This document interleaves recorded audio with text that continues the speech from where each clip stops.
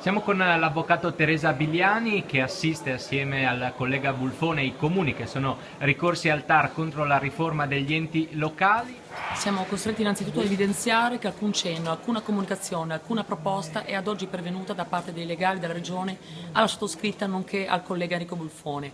Apprendiamo invece dalla stampa che durante un incontro informale il difensore della Regione, avvocato Luciani, giunto da Roma, ha sollecitato il Presidente del TAR affinché la questione venga decisa rapidamente nel merito.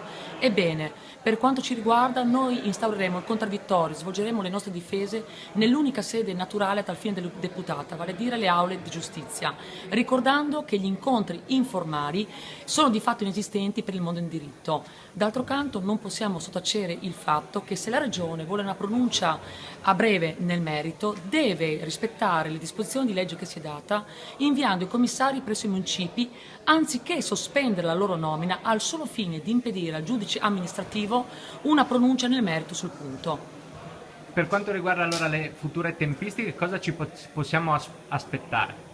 Non possiamo far altro che attendere le disposizioni del TAR in merito. Per quanto riguarda i comuni ricorrenti, attualmente il numero è a quota? Io e il collega Buffone assistiamo 56 comuni. Mentre per quanto riguarda poi i consigli comunali dove è stata bocciata la riforma si arriva fino a Ci 80. consta che al di là dei 56 comuni vi siano altri 20 comuni, 20 consigli comunali che trasversalmente hanno bocciato gli statuti e gli atti costitutivi.